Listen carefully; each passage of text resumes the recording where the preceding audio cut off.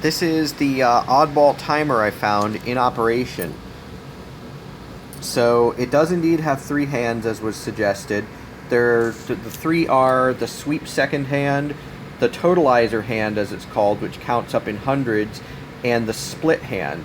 Now, when I read the documentation on it, I saw split second hand. I imagined it would be whirling around there once a second to allow you to measure in fractions.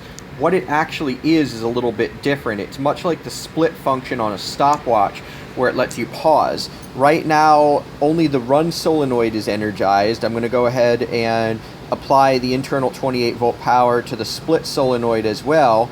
And what it's going to do is it's going to allow the two of them to run together. It's unlocked a brake inside that's allowing a spring to drive the two of them together. And then if I were to release power from the split solenoid, it stays put right where you left it. Kind of a neat feature. So I can just keep that going. Now when I stop the clock, another electromechanical brake is going to lock in and immediately halt the time right where it is. Nice little click. Then there's an additional solenoid which somebody has added this weird little non-period push button for it to reset. That triggers a big rotary solenoid that resets both hands. The split hand will stay right where it is until you re-energize its clutch, and then it unlocks again. You can just see inside the housing here, the whole thing is wired with this odd pink wire. And interestingly, the pink wire goes to these much later built controls that were in here. So I guess the whole thing got rewired at some point in history.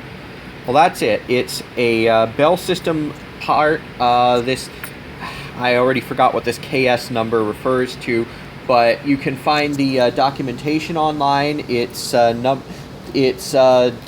number IS.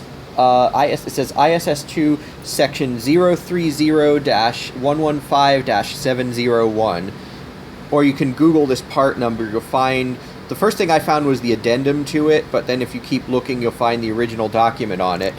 It's a plant clock. The date code on the motor is in 1952, and I have no clue what it was made to do. It's cool though. It's solid, heavy. Has these two little vents, one on the top and one on the bottom, to let out the heat from the motor, which gets kind of warm and pleasantly smells of hot oil. Little 28 volt transformer on the back and a terminal strip for connection. There would have once been a handheld remote that went along with these, which I saw somebody selling the handheld remote only on eBay, and they think it is worth 150. Sorry, let me get into the voice right. It's worth $150 on the eBay. Yeah, if you want to laugh, look up my little article, "How to Properly Worth You Douchebags." It's not worth that. I'm sorry. The clock itself is just cool. I don't know what on earth I'm going to do with it, especially because it's kind of an oddball, and it just basically counts up to 3,000 seconds in 100-second turns. The motor that drives it is a 1 RPM gear motor, and despite being made in 1952, it still runs smooth. No problems there.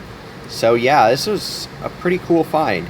And for anyone who will invariably ask, why on earth are your nails silver and purple? They just are. Deal with it.